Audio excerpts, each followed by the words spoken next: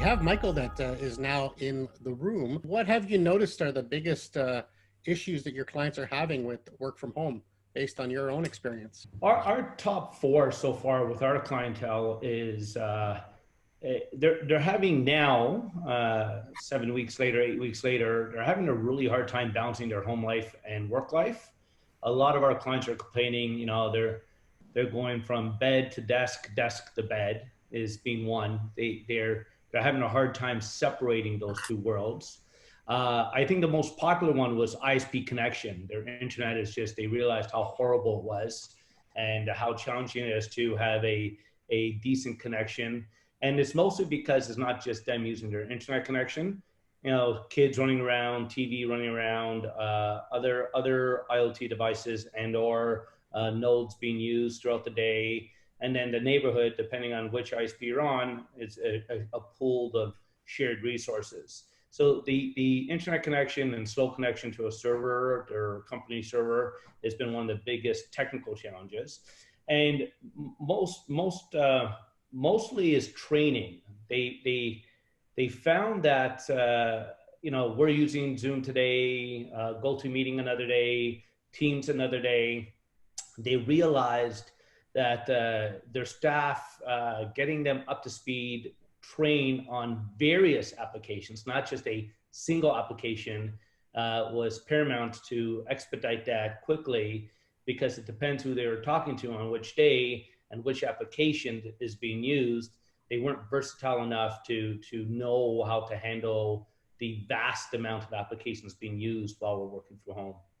I would say those were our four top challenges. Well, if I recap, the first thing is the work-home balance, and probably the worst thing to do is work from bed. And there's really That's right. I like the last bit that you also mentioned about the use of multiple tools.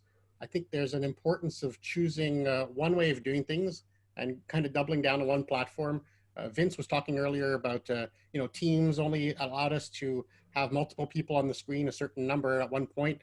I think it was 4, now it's 9. Yes. But, if you double down on a technology, hopefully they will get better and it'll fill the need so we don't have to keep switching around. Just something that was interesting from the chat group, Christopher Cassidy talked about one thing that he did for his staff is he purchases dinner once a month for the team's families. So that's another way to kind of keep up morale. Yeah, we started a off work walk at 7 a.m. We actually built an incentive for our staff. Whoever joins me for a walk for 45 minutes on a Teams chat, and it doesn't have to be about work. We're just having a open discussion. And really what we're trying to do is getting people conditioned back to get up, get dressed, wake up. We go for a walk for about 45 minutes, and we built an incentive for them. It's not a lot of money, but they can make anywhere between $100 to $200 more a month if they do 4 walks a week, just to really get them back into the habit, get them talking.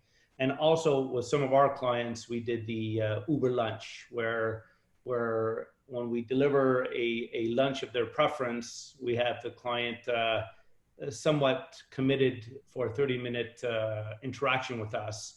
And we're both eating lunch. We get the Uber, same lunch, and we eat lunch together, and we prepare a deck on some of the high points that we want to discuss. Cool, so you're actually having lunch dates with the customers. That's a great idea. Thank you for sharing that. Yeah. So we talked a little bit about the challenges. We talked a little bit about the human side of staying connected with your team, and I like also the idea of having the walk for work incentive. That's a great idea.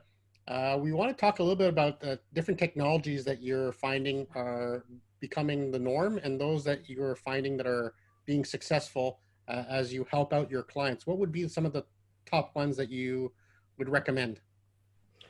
So for my umbrella, we're a Microsoft Gold partner. We're very invested in Microsoft. So we're a Teams company. I would say 90% of our clients, we push to the Teams environment. We also have a particular offering called WorkanyPLACE, which is a cloud-based server that encompasses pretty much a slew of Microsoft products. And this isn't new. We've been doing this for 3-4 years now. Most of our clients are already on it. We've been pushing those that are still on VPN connection to more of a work any place environment. So for the most part, we've been focusing on the Microsoft-based products, on enabling our clients to be more productive. Now that businesses are starting to reopen, we're seeing this again, a new phase in this epidemic of having businesses reopen slightly or in a different way. What are you seeing that's going on now? Are they doubling down on the technology? Are they trying to go back to the old normal? So I agree with Vince, but MicrosoftTeams took a bit of a different spin to this. We're making a very cognitive choice by removing the concept of work from home. We actually been eliminating work from home terminology from MicrosoftTeams. We're talking more about working anywhere, working any place. It's not about working from home. So the way we're constructing our platform and how we're enabling our clients to go back to work is not necessarily the home concept, but how do we enable them to work any place, truly work any place, whether it is their home or a satellite office or remotely from another destination.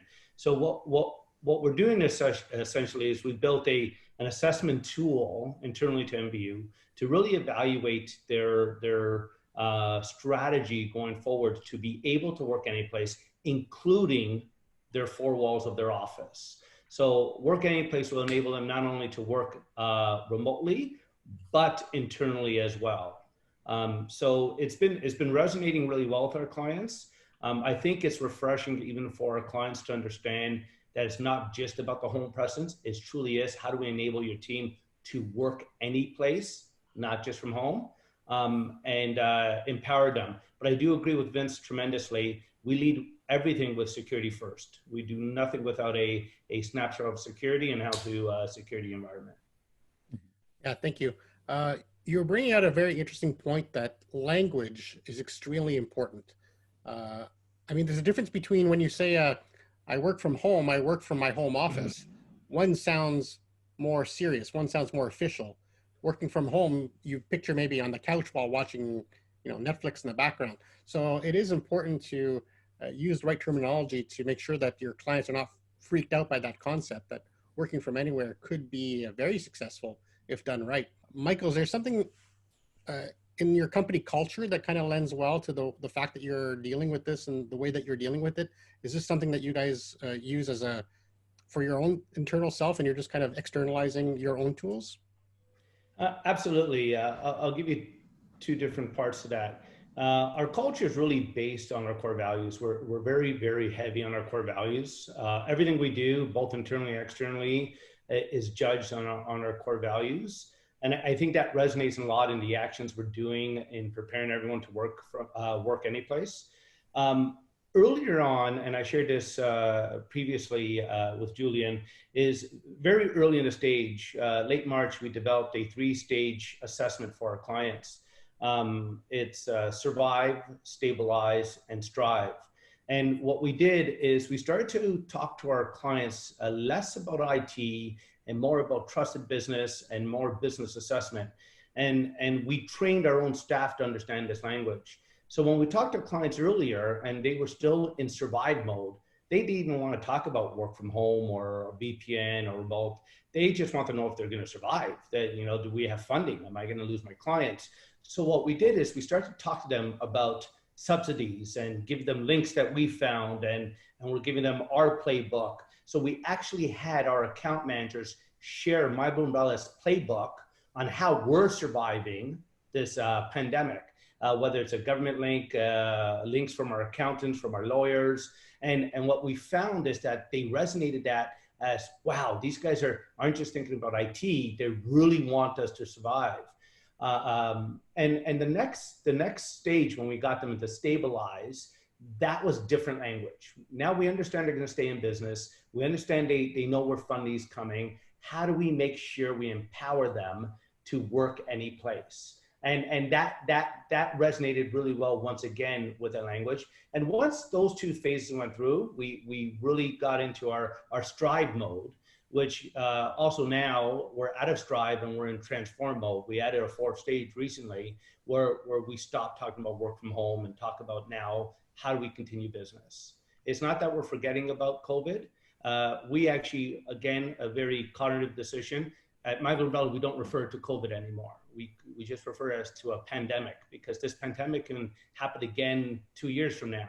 So it's not that we're forgetting about COVID. We understand COVID's here. We understand we don't know the duration of it, but we just treat it as a pandemic, and how do we help our clients through pandemic modes today and in the future. So what we found is when we're talking less IT and more these structured business, trusted business discussions, our clients felt very, very cared for.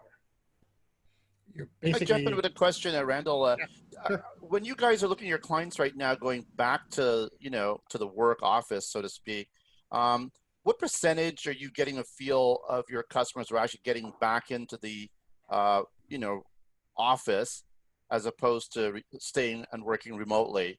Is there a lot of people moving back right now as things are opening, or is it just a gradual transition? What are you finding? I'm a little controversial on this, on this particular point. I'll start with, I do believe 100% that we have been much more productive. I don't doubt that. But I also understand that for the most part, we have been jailed at home. No malls are open, no parlors are open, no barbers are open. And the minute those restrictions come into play and we're not jailed at home, I'm not sure how productive we'll continue to be. So what we're planning, what we see with our clients for the most part, they do want to go back. We developed we're a smaller office, of course, we're only 36 people. We developed a week 1, week 2, team A, team B rotation, where on week 1, team A goes in 3 days a week. So essentially we're going back 50% of the time, and following all standards. We're logging ourselves coming in and out. And when we shared our playbook to most of our clients, what we're seeing as early as this morning, even one of our larger distributions, they're all going back. For the most part, most of our clients are actively wanting to go back. And what we found is not the owners, it's not the decision makers that are wanting to go back. I would say a good 60% of the day-to-day workers we deal with are actually chomping at the bit to go back. They want to be back in the office. They want the personal touch. They want the personal collaboration. They want to compare notes and whiteboards with 6 feet different, like a 6 feet space. So once again, we're just helping our clients with the playbook and what we put together. And it's great because we got a lot of clients saying, hey, do you think we should add this to the playbook? So from it being a My Blue Umbrella playbook, it became a collective playbook between My Blue Umbrella and like 6% of our clients, which was really cool. So we're on the aggressive side of going back. We're not going to go back 100%. And that's why we changed it from work from home to work any place. We're developing the strategy to go back and being able to work any place, truly work any place.